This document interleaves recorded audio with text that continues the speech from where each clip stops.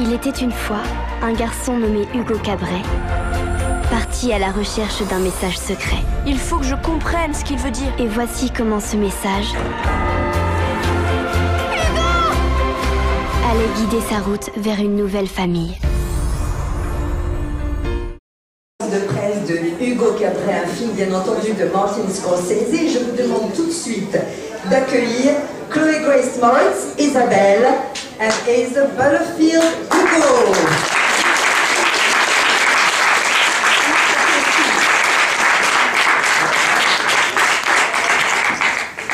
Bien sûr, vous l'attendez tous, Sir Ben Kingsley.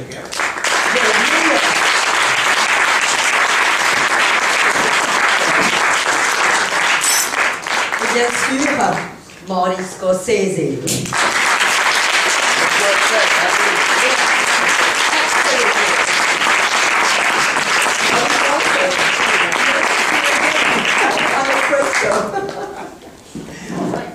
Well, welcome to Paris, and thank you for bringing some magic to the screen. And let's have the first questions. I'll be happy to translate. Première question. Question ici. Oui, bonjour Martin Scorsese. Bonjour. Pourriez-vous dire, comme Gustave Flaubert le disait à propos de Emma Bovary, son héroïne, Hugo Cabret, c'est moi. Well, Scorsese, could you say, as Flaubert did about his famous heroine and book, Emma Bovary, he said, Emma Bovary, it's Yes, me. c'est moi. Yes. Well, apparently it must be.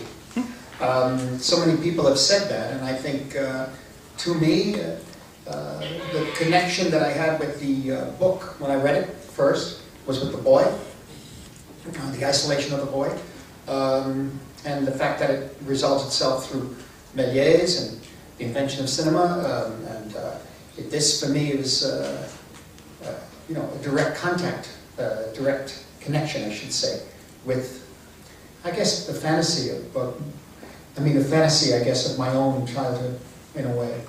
And as I was making the film, before we started making the film, and as I was making the film, more people told me, well, that's you. That's oh, and I wouldn't pay attention. But that's really you. And then I see. And it, they said that the more I didn't take it seriously, because I just wanted to deal with Asa and Chloe and so then, you know, to tell the story. But that ultimately, by the time Thelma and I finished the editing, there's no doubt, I think, yes, c'est moi. Alors c'est vrai que comme on me l'a beaucoup dit, eh bien, ce doit être vrai. C'est vrai que pour moi le premier lien, la première connexion, c'était à travers évidemment le roman, ce petit garçon, son sentiment de solitude, d'isolation, et puis bien sûr le fait que dans le livre, eh bien, il s'agisse évidemment de Méliès et de l'invention du cinéma. Mais pour moi tout au départ c'était le lien direct avec justement peut-être l'imaginaire qui me rappelait ma propre enfance. Et je dois dire que déjà avant même de tourner le film, plusieurs de mes amis me disaient mais c'est toi Méliès. Au départ je leur disais Puis finalement petit à petit j'ai commencé à dire mais oui ils ont raison. Et je me disais mais mon envie c'est tout d'abord d'être avec tout d'abord d'être avec Chloé, tout d'abord d'être avec Ben. Mais je crois que à fur et à mesure que le film avançait, eh bien ça devenait une évidence. Et définitivement, au stade eh bien, du montage, s'en fut une. Donc aujourd'hui, je peux dire, Hugo Cabret, c'est moi. I'm sorry, I forgot about the translation. It's all right, I forgive you, Marty, but never do it again. Deuxième question. Oui, ici ou... Ah bon, d'accord. C'est pour aller deux questions. Une question à Martin Scorsese pour aller dans la suite de ce qu'il vient de dire. Est-ce qu'il pense que le cinéma est devenu la machine à rêve qui a remplacé la littérature? Parce qu'on voit bien dans le film le passage du livre au cinéma. Et pour Sir Ben, c'est comment il s'est inspiré, de qui il a été recherché un petit peu pour faire le rôle de Méliès, quel réalisateur, quel... All right, well, the first question is really a follow-up to what you just said, Marty. Basically, I mean, do you feel that cinema has replaced literature as a form of dream machine, as a little bit it's perceived in the movie itself? Perceived in this film? Yeah, this is the question. I don't know if it's replaced it, but I think as we all know, some of the great films coming out of the Nouvelle Vague here in France, the filmmakers were highly literate and loved books, loved literature. So I think it can only supplement and help each other, but it's certainly a different form of expression.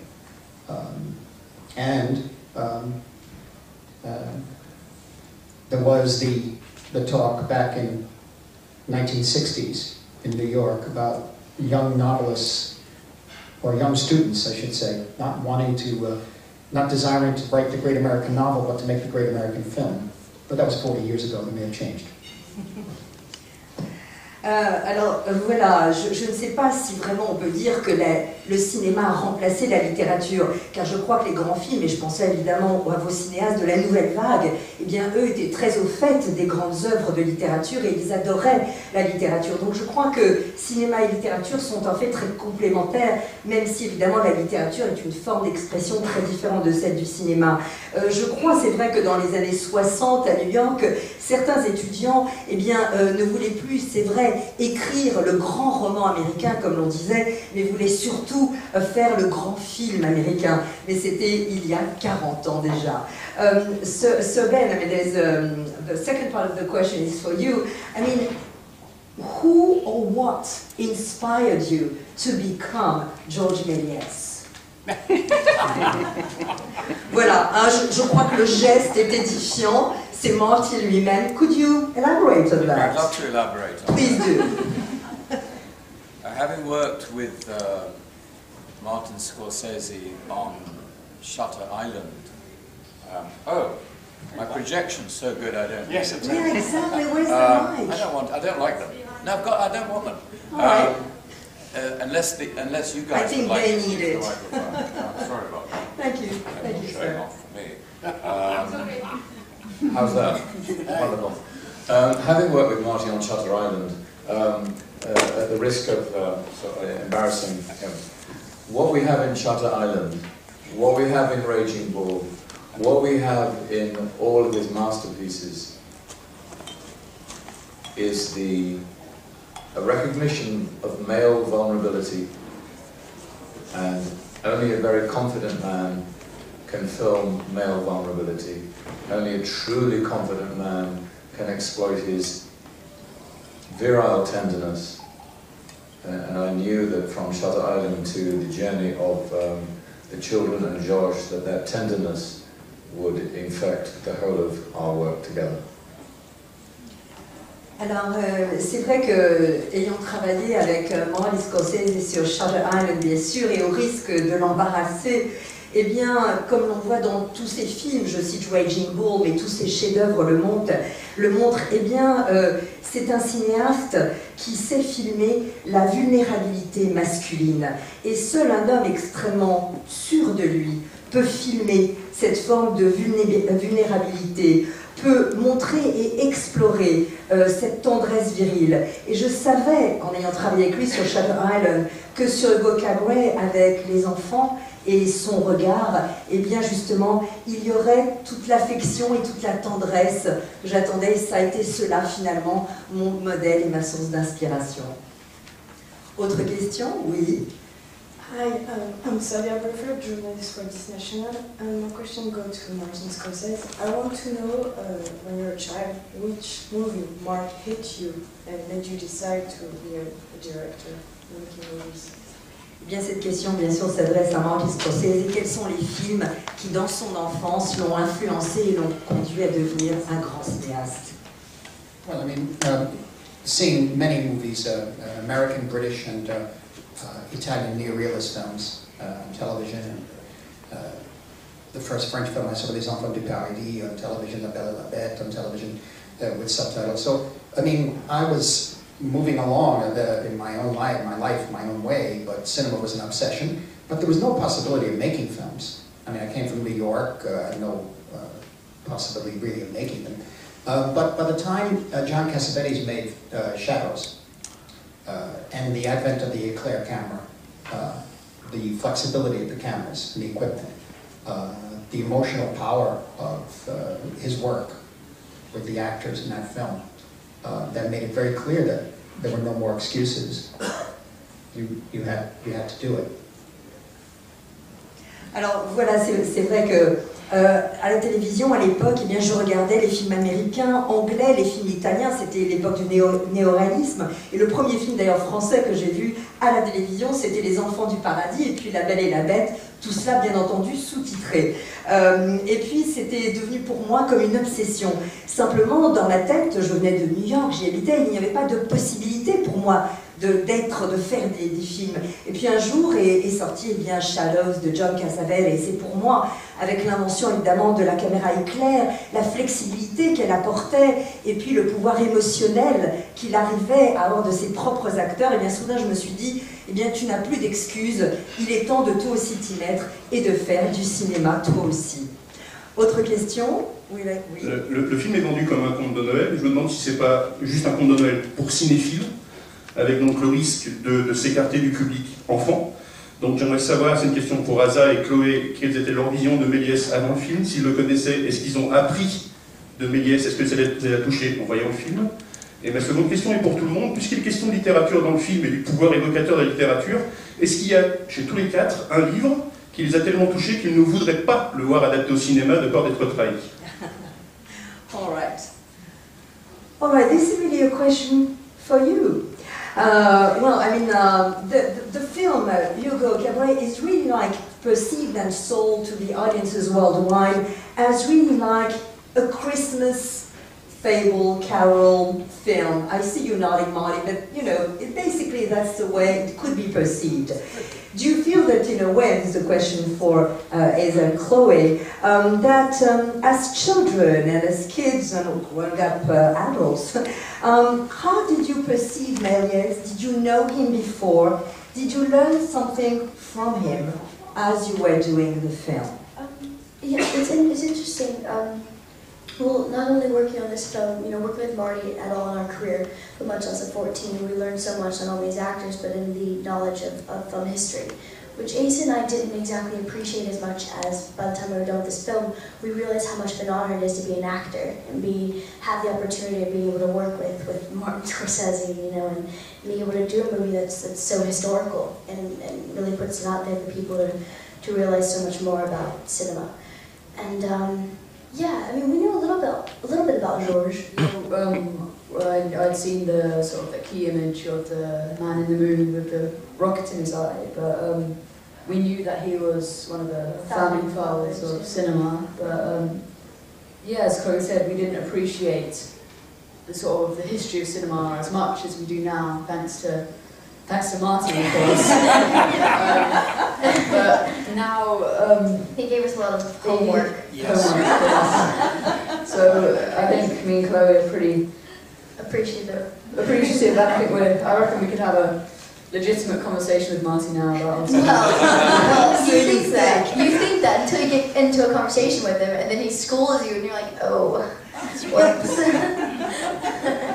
Alors voilà, en fait, vous l'avez compris, tous les deux, Chloé disait, voilà, c'est vrai qu'à nos âges, 13-14 ans, il y avait beaucoup de choses qu'on ne savait pas et qu'on a appris sur le tournage, mais je dois dire, plus grâce à Marty qu'à Méliès, parce que ça nous a donné l'occasion, effectivement, d'explorer le cinéma, de comprendre davantage ce qu'était l'histoire du cinéma, mais on s'en est surtout rendu compte après le tournage, à quel point nous avions appris de choses, parce qu'il faut l'avouer, au début, on ne connaissait pas grand-chose. Et moi, j'avais vu effectivement, surtout cette image, Man in the Moon, évidemment, de ce visage de la Lune avec cette fusée dans l'œil, évidemment. Et j'avais appris que c'était évidemment le fondateur, en quelque sorte, le père du cinéma. Mais je n'avais pas vraiment d'idée sur à quel point il avait été important. Et grâce vraiment à Marty, moi aussi, j'ai beaucoup appris sur l'histoire du cinéma. Et de rajouter, mais Marty, pendant le tournage, nous a donné beaucoup de travail à faire à la maison. Et de dire, eh bien oui, c'est vrai que maintenant, on a l'impression, ayant appris davantage, qu'on peut un peu avoir une vraie conversation sur le cinéma avec Marty. Et Chloé, à ce moment-là, de dire, oui, enfin, un peu, parce qu'il a encore plein de trucs à nous dire à chaque fois qu'on lui parle. Voilà. And the second part of your question was really addressed to all of you. We mentioned literature earlier and the importance of books. Is there for each of you one book that really stands out, that you would never want to see adapted to the screen, ever? Sir Ben. Well, it'd be difficult to adapt it for the screen anyway, because it's a collection of thoughts and reflections. But it is a book that I find very difficult to live without for more than a few months.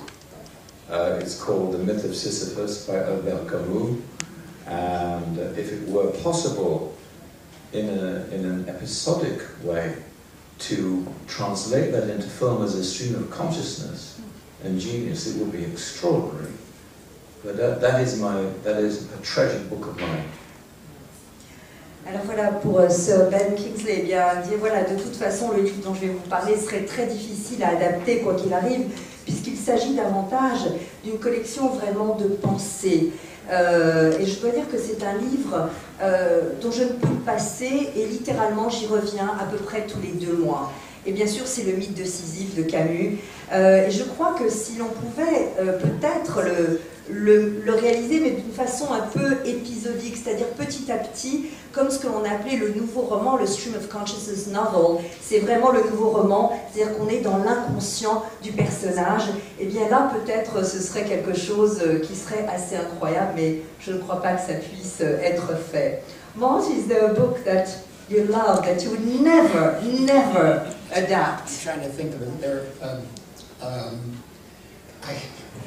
the first I can remember, I liked very much Portrait of the Artist, James Joyce, as a young man, and I did try to adapt in a way, incorporating my other elements of it in my films, but I don't really want to see the other people's versions of visually of his world, particularly Ulysses, which I don't fully grasp, but I've gotten through a couple of times.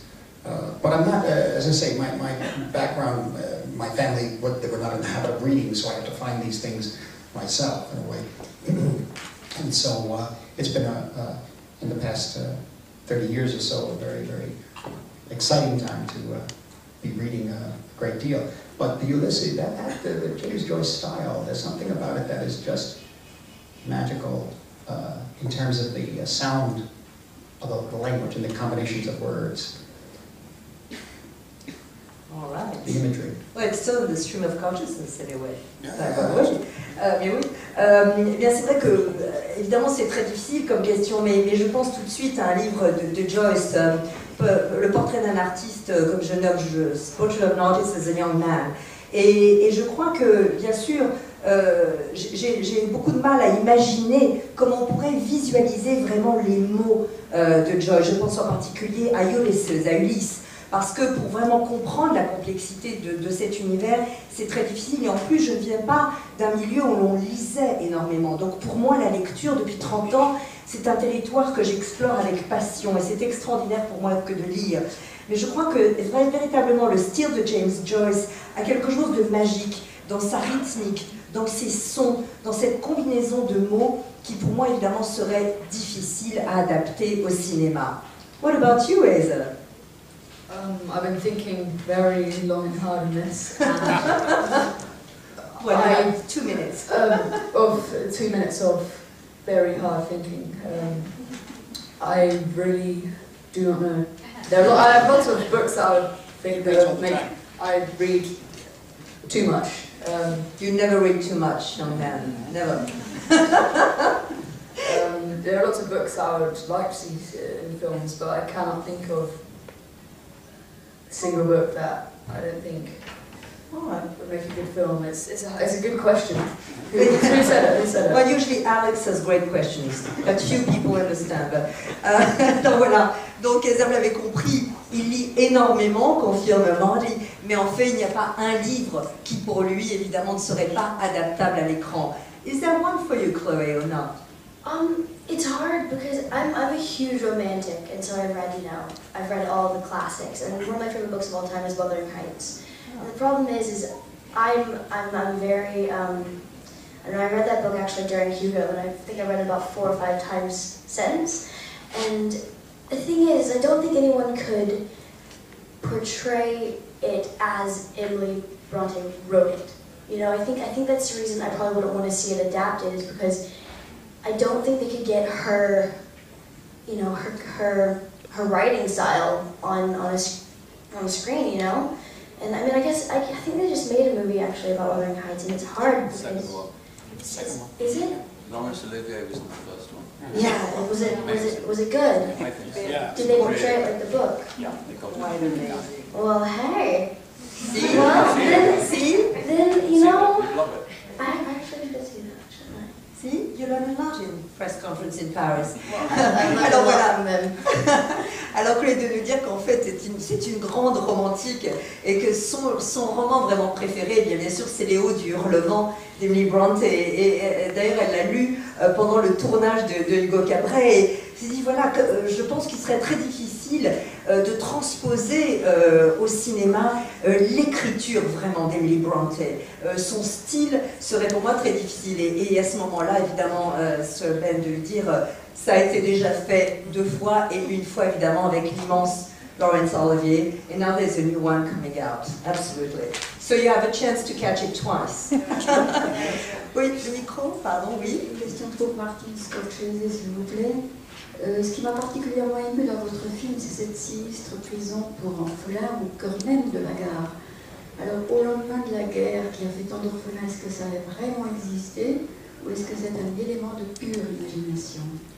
Well, something that touched me, she said, was that at the very heart of the station, there is this sort of jail where you put the kids, these cages. Did it really exist at the time, or is that a purely fictional element you introduced in the movie? Well, don't forget this comes from a book by Brian Selznick, and in the book he has that jail cage, which was a reference for Brian of Les 400 Coups. See, the visual image. When we were doing this, a few people were talking. I said, you know, it's interesting that these kids running around the station at that time with no parents, they could be killed, could be injured, killed. The responsibility is to the adults to make sure they're not killed. And I asked about how they would restrain them. And in New York, there's a bus terminal called the Port Authority Bus Terminal. The what? The Port Authority Bus Terminal. You could pretty much, you could see all of life there in one cross section. It's just wild. And I was, you know, a couple of people, young guys who got in trouble there, said, oh yeah, that's in the back. They have a little place for you. And that's right now. They have to put you someplace if there's a problem. And that's where they put them now? Well, I mean, they have a room in the back, and there's some sort of a cell or something that they lock them in or whatever. But it's a rough place. And so you have to constrain them somehow. But the direct reference is to the Truffaut film. Alors voilà, c'est vrai, n'oubliez pas, comme le rappelle d'ailleurs Martin Scorsese, et qu'évidemment tout ça était dans le roman même de Brian Selznick. Il avait cette référence, cette prison cage comme ça, qui d'ailleurs pour lui est une référence directe aux 400 coups de Truffaut. Donc, et Martin me dit, je me souviens quand je filmais, mais tiens, c'est vrai, c'est intéressant, ces gamins qui courent comme ça dans la gare, surtout à cette époque-là, c'est vrai qu'ils couraient le risque d'être blessés ou même d'être tués.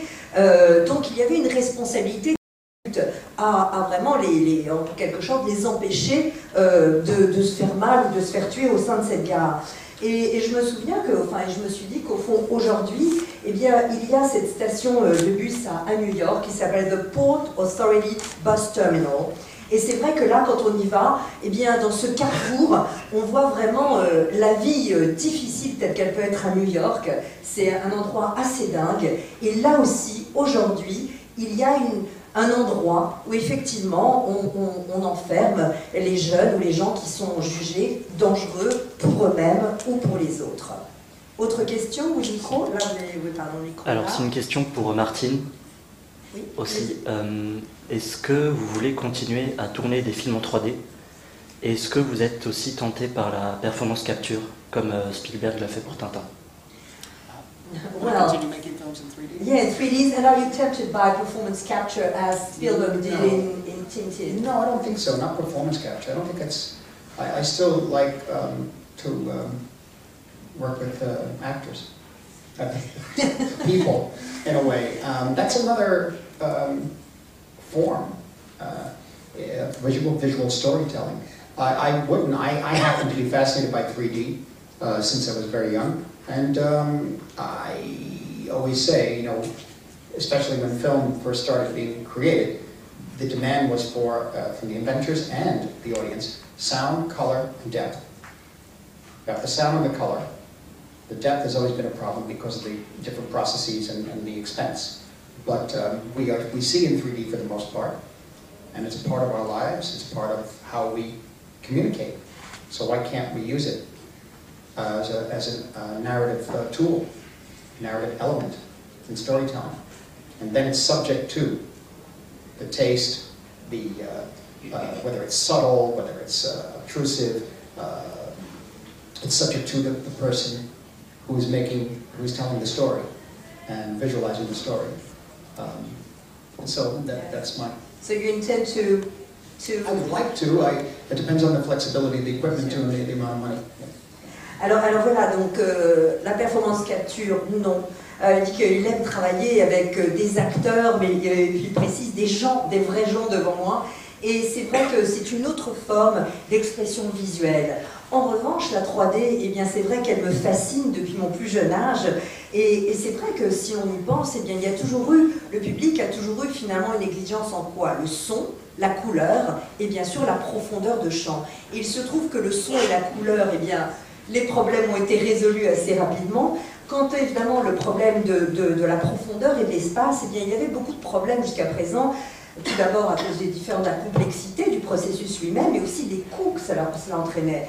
Mais finalement, si l'on regarde, eh bien, on vit, on communique, on se parle en 3D. Donc pourquoi est-ce que ce ne serait pas un outil narratif évident?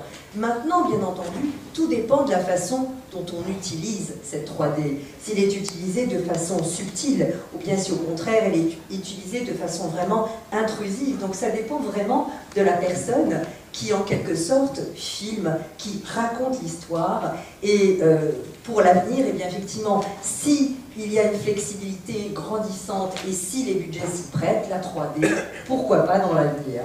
One more thing, and then that I found that the best, for me, the best element, the best usage of the 3D was with the actors.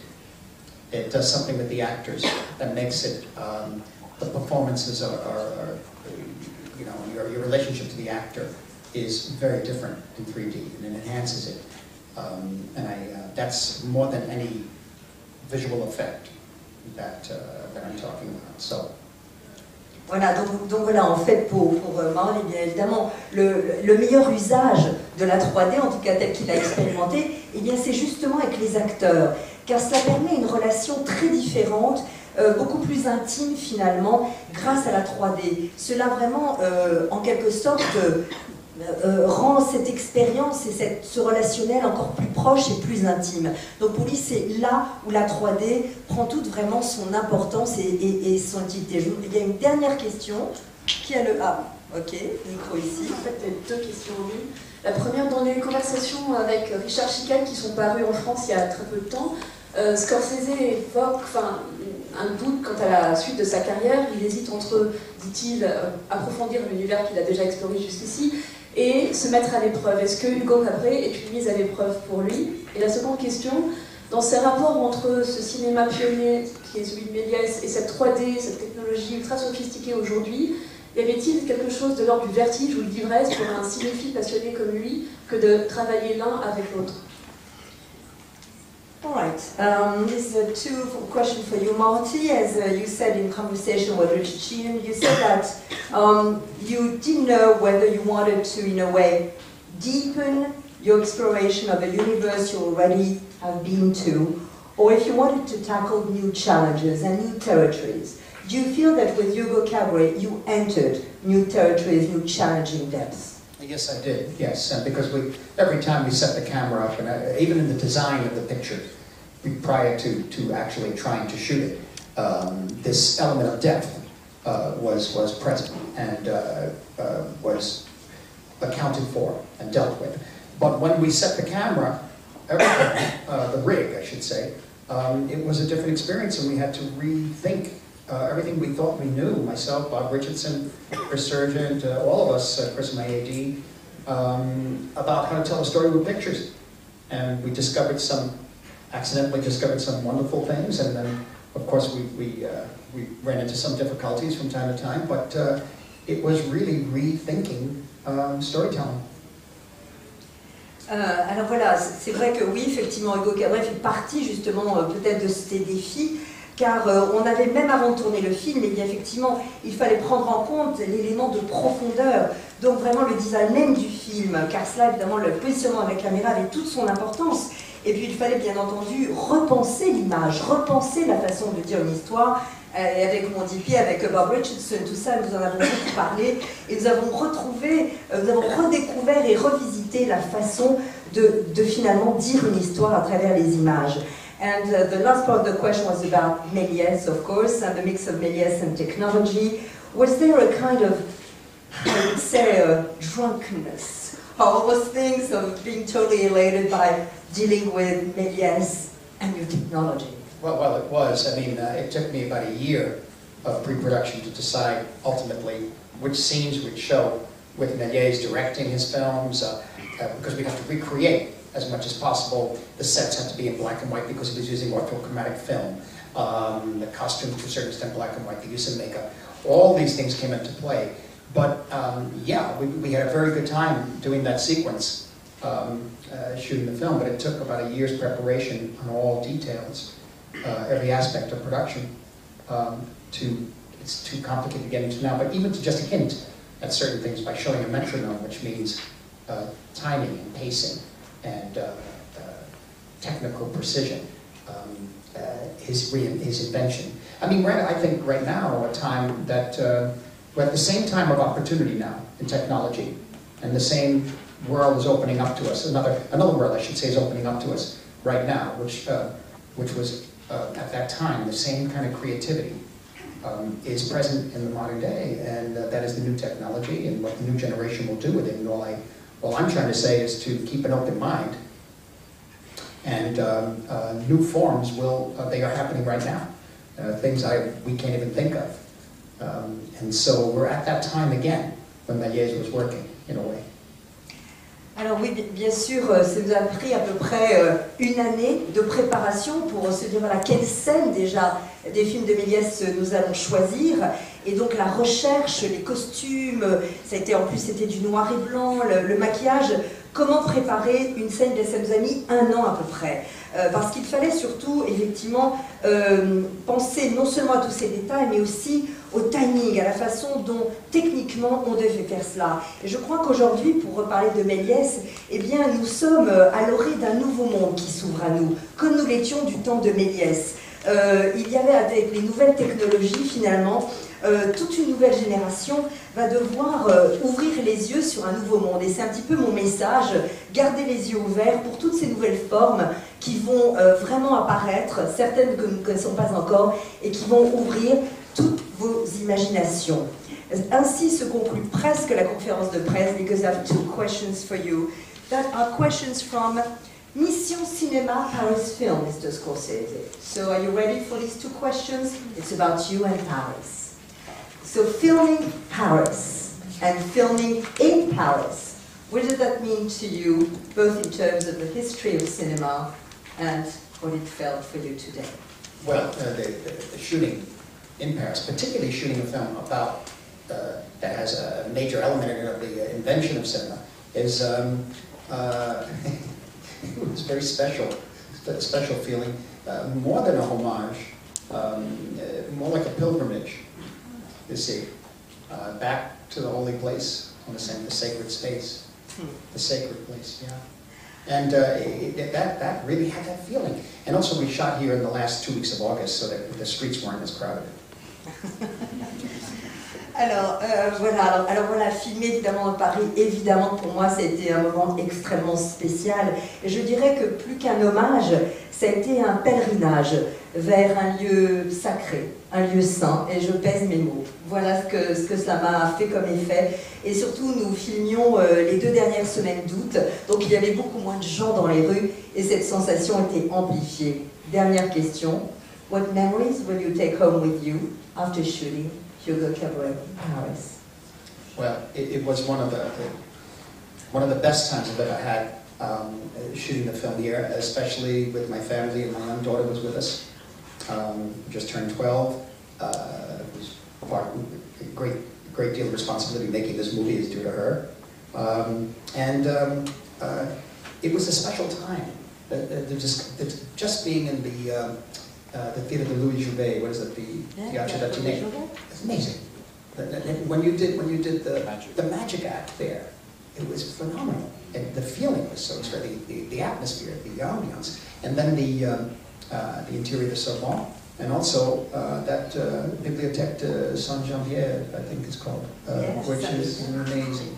All of this was just very special for us. We would like to be here the whole time, but the film had to have another kind of Paris. I always talk about that, a call back to a kind of heightened Paris, like because it's the imagination of the child, the memory of the child. So I think of Sous les Toits de Paris, René Clair's films, the early sound films, what Paris sort of looked like there, you know, and so that's what we went.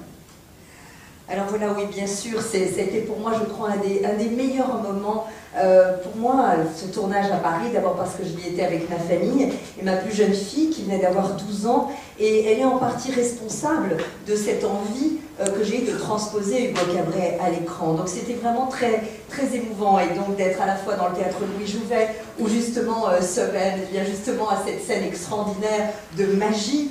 Il y avait une atmosphère tout à fait spéciale, la Sorbonne aussi où nous avons tourné, puis évidemment l'incroyable bibliothèque Sainte-Geneviève.